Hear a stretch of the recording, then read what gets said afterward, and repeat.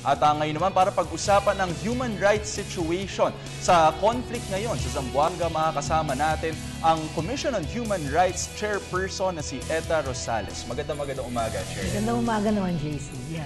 Chair, siguro umpisahan natin. Nagkaroon kayo ng apparently communications with the MNLF from the previous week. Can you tell us more about this? Well, Commissioner Manuel Mamawag, one of the commissioners, actually is from Zamboanga, and during that time, the was monitoring the situation. And si Commissioner Mamawag, kilalang-kilala sa Zamboanga at whether you're Muslim, whether you're Lumad, whether you're Christian, walang kwan sa kanya yon. So he's a very popular and well accepted leader. So one of the Muslim leaders, the MNLF particularly, but I can't name names, actually got in touch with him and sinabi niya yung sitwasyon sa MNLF at yung mga hostages, kung ilan yung may problema at nasaktan. No? So nilakad lamang niya ito at so in the light of that, Commissioner Mamawag made communications kasi meron naman siyang communication sa steering committee at saka yung mga kapulisan doon at saka yung militar and so and DSWD, no? So inayos lamang niya yon. And sabi nga namin, quietly we can help in whatever negotiations that is needed, no? In accordance of course with the government's So mula nun, hindi na rin nakaalis si Commissioner Mamawag, and I have actually related to him yung plans that we can really work out on. So at this stage of the game, the central coordinator, meron kaming coordinator, no, ang CHR, ng kabuuan ng trabahong gagawin sa Zamboanga, and then of course sa kabuuan ng Mindanao. And this is Attorney Cecilia Jimenez. She just came from Geneva and she is an expert when it comes to the IDP situation. Right. So siya yung inassign ng commission to coordinate the work there. And pagpunta niya ron, they'll be leaving, ano ba ngayon, Martes. Yes. So tomorrow they leave, no? So inayos na lahat itong mga plans na ito. And we will be dealing, and I've also discussed this with the Regional Human Rights Commission. Yung Regional Human Rights Commission or yung RHRC, yan ang commission ng human rights sa loob ng armed government. No? Okay.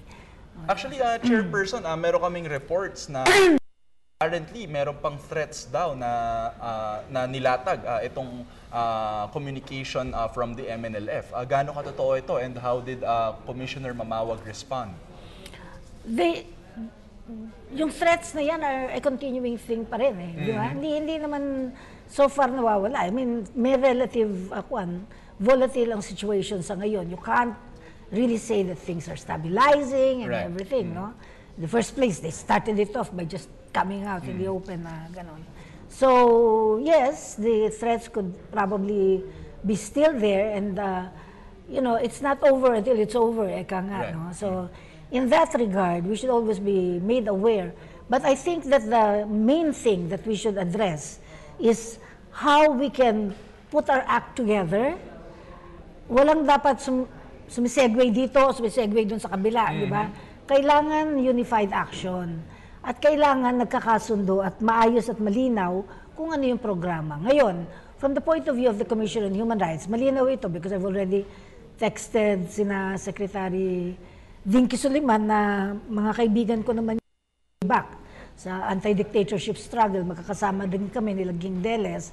So, nagkakasundo sa pagtingin ng mga bagay-bagay, and so sabi ko sa kanya, ang CHR, pinaplano namin din ang trabaho with respect to the IDP. Now, what are the human rights violations from our point of view? No? Definitely, maraming human rights violations na nagganap. Ang mga kabataan, right to education.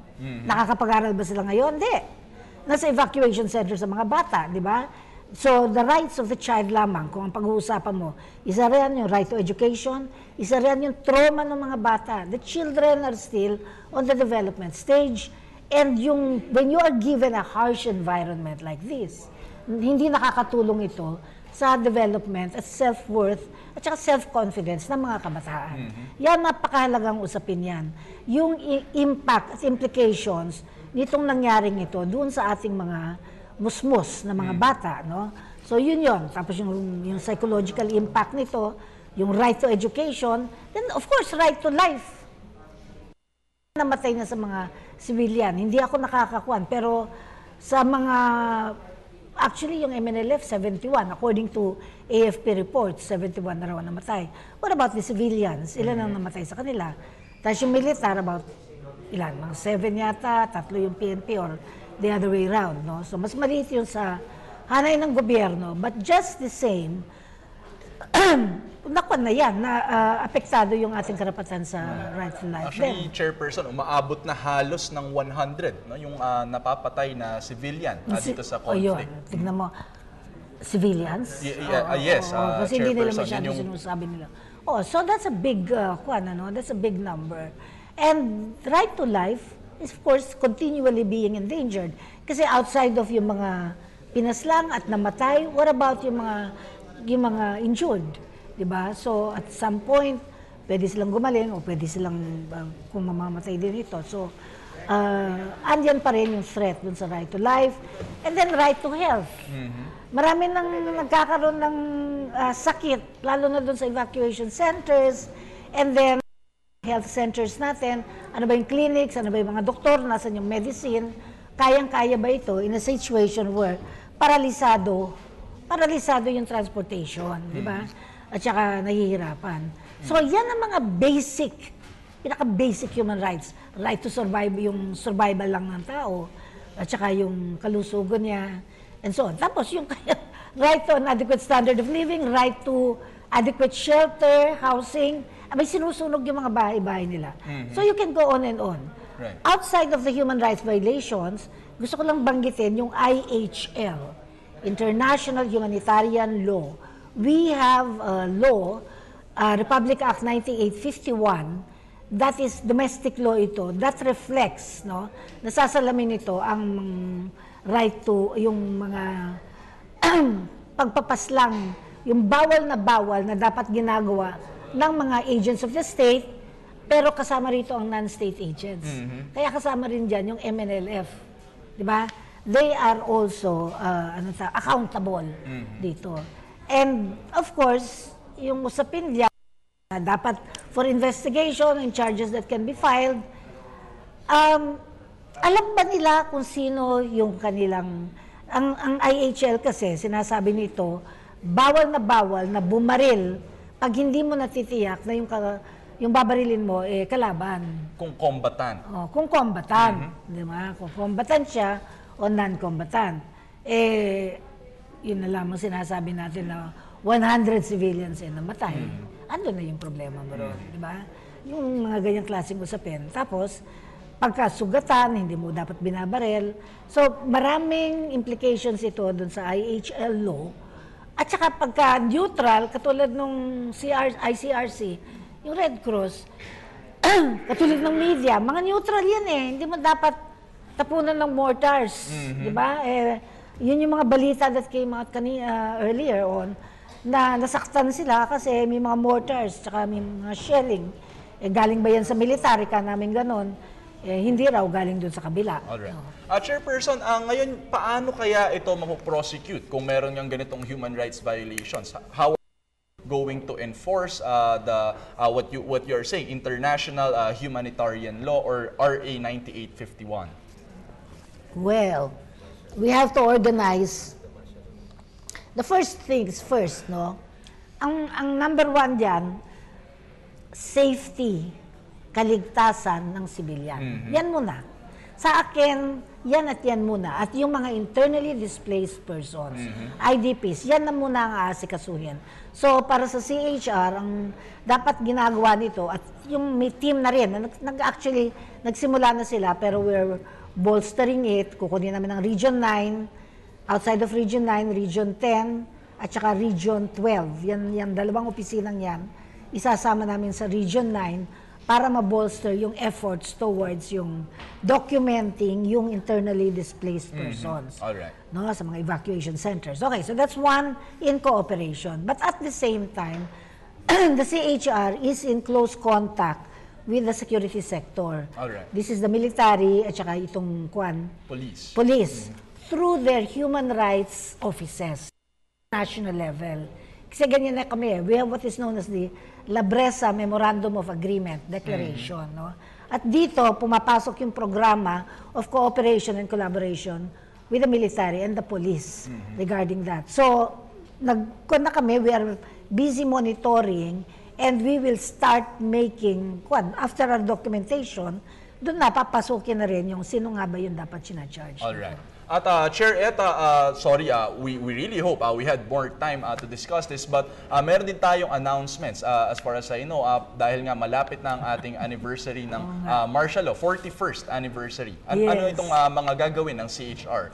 Well, of course, 21st is Saturday, di ba? That is the 41st anniversary. But given the situation right now, medyo magkakaroon ng assembly, yung mga claimants at saka ang sa CHR, maaring pag-uusapan namin paano kami makakatulong doon sa pag-implement ng batas. Pero sa A20, gusto ko lang gawa ng anunsyo, ang batas kasi sinasabi, dapat isang museo na naglalaman ng lahat ng literatura, awit, musika, that has to do with martial law. On the 20th, we're going to Atimonan. Yung, anong tawag mo rito? Bitukang manok. Alam mo yon, yung nakakatakot na highway na mukhang bitukang manok. Oo. Nandun ang mga centuries-old trees. 200 years old, 100 years old. Yung mga punong yan, pupunta lahat doon. Pupunta kami. At we're going to tie a white ribbon around the centuries-old trees to pay tribute, halimbawa, to the organizations that fought against martial law. Katulad, halimbawa, yung flag, no? Mga human rights lawyers yon, led by Kapepe Diokno. So we will give tribute to Kapepe Diokno, Sister Mariani, sa Task Force Detainees, at lahat yung mga martyrs at yung mga bayani na lumaban, tapos pinaslang. So 25 trees yan, 100 years old, 200 years old trees. Iikutin namin ng white ribbon at ito, ang collaboration nito is also with PAMBI, DENR, and the local governments of Quezon, no? Plus, of course, the governor of Quezon. Kaya napakaganda. Ito magsasalamin ng pagtatayo na tinatawag na Forest Museum. At diyan mo makukuha yung kasaysayan ng paglaban ng mga taga Quezon. At ito, ililink, ikakawin ngayon ito dun sa museum na itinatayo dito sa Metro Manila. And this is open to the public, Chairman. Baka meron tayong time para kung sakaling gustong pumunta ng publiko? Ay, kung gusto ninyong pumunta, kailangan pumunta kayo ron. By 10 o'clock in the morning, magsisimula na yung programa. At napakaganda po nito. Dahil bahagi nito, pag-aaralan din yung mga biodiversity, flora, fauna, nung lugar na ito, yung forest na tinatawag, gubat, no, ng Quezon, na napakayaman sa kalikasan, at ito ay mapapag-aralan ng mga kabataan. So this links up to the schools, the teachers, and so on and so on. Okay, maraming salamat, Chairperson. Good luck sa ating event sa Friday. Yan po si Chairperson Eta Rosales mula sa Commission on Human Rights.